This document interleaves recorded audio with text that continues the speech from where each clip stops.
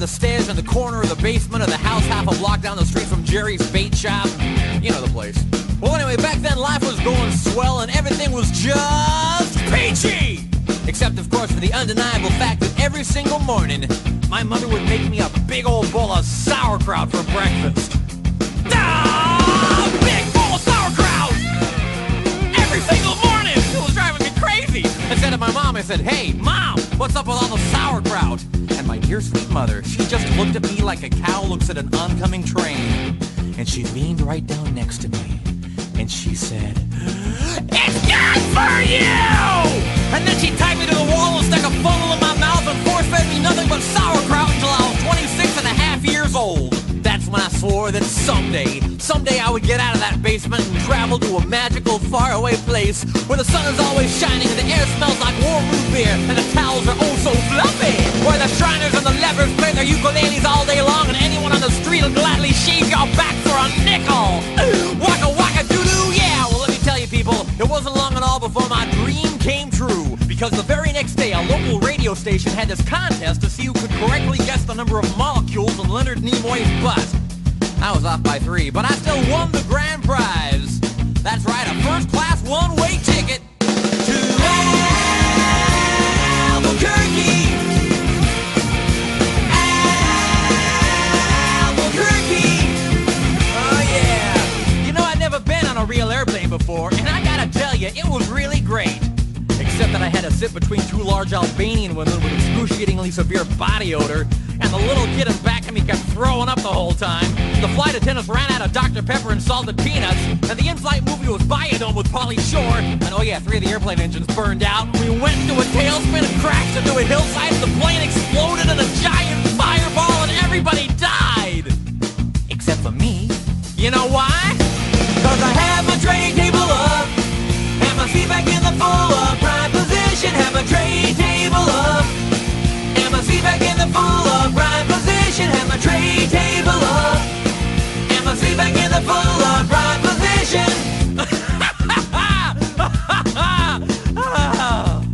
So I crawled from the twisted burning wreckage.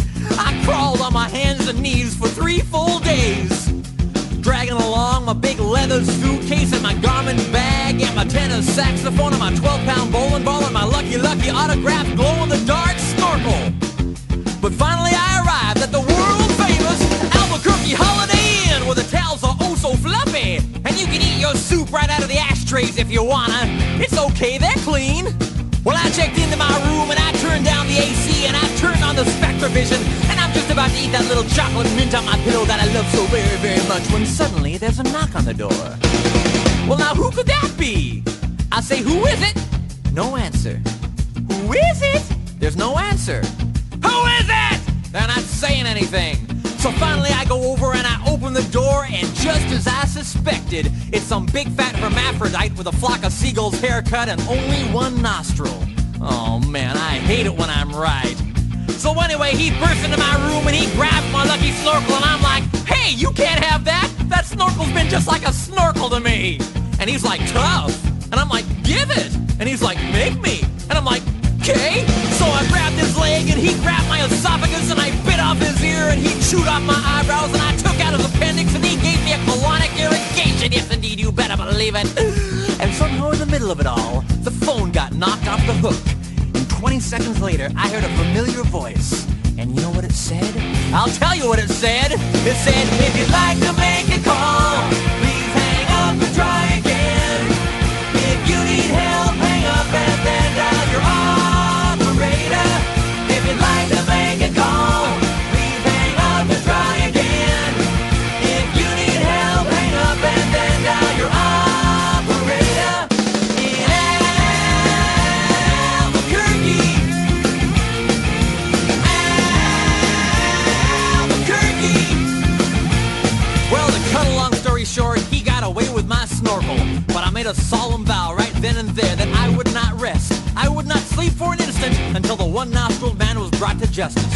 But first I decided to buy some donuts. So I got in my car and I drove over to the donut shop and I walked on up to the guy behind the counter and he says, "Yeah, what do you want?" I said, "You got any glazed donuts?" He said, "No, we're out of glazed donuts." jelly donuts? He said, no, we're out of jelly donuts. I said, you got any Bavarian cream-filled donuts? He said, no, we're out of Bavarian cream-filled donuts. I said, you got any cinnamon rolls? He said, no, we're out of cinnamon rolls. I said, you got any apple fritters? He said, no, we're out of apple fritters. I said, you got any bear claws? He said, wait a minute, I'll go check.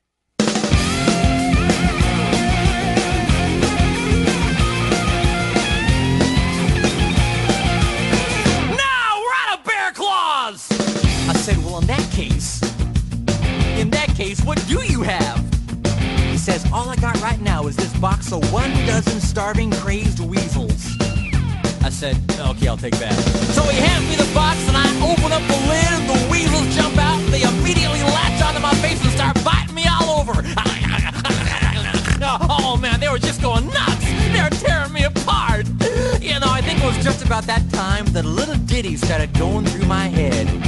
I believe it went a little something like this. Oh, get off me! Get off me! Oh, get off! Get off! Oh, get off me! I ran out into the street with these flesh-eating weasels all over my face, waving my arms all around and just running like a constipated wiener dog. And as luck would have it, that's exactly when I ran into the girl of my dreams. Her name was Zelda. She was a calligraphy enthusiast with a slight overbite and hair the color of strained peaches. I'll never forget the very first thing she said to me. She said, hey, you got weasels on your face. That's when I knew it was true love. We were inseparable after that. Oh, we ate together, we bathed together, we even shared the same piece of mint-flavored dental floss. The world was our burrito. So we got married and we bought us a house and had 2 beautiful children, Nathaniel and Superfly. Oh, we were so very, very, very happy. Oh, yeah. But then one fateful night, Zelda said to me, she said, Sweetie Pumpkin, do you want to join the Columbia Record Club? I said, whoa! Hold on now, baby! I'm just not ready for that kind of a commitment! So we broke up and I never saw her again, but that's just the way things go. In Albuquerque!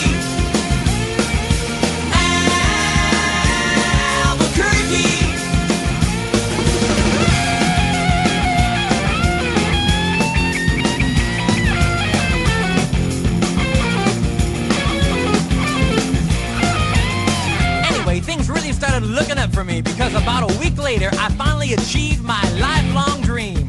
That's right, I got me a part-time job at the Sizzler.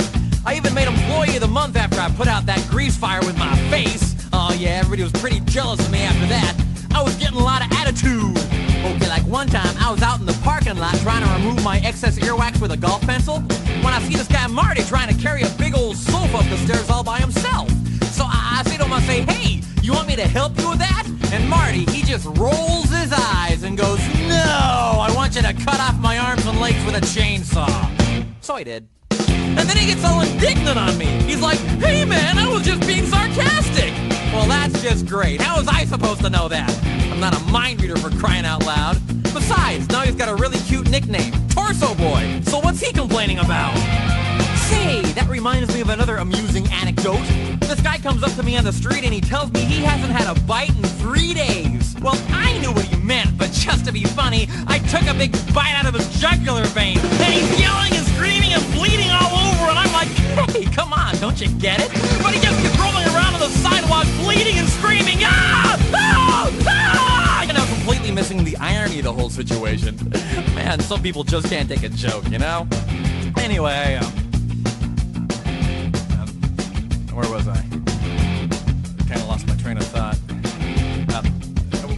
Okay, anyway, I know it's kind of a roundabout way of saying it, but I guess the whole point I'm trying to make here is I hate sauerkraut! That's all I'm really trying to say.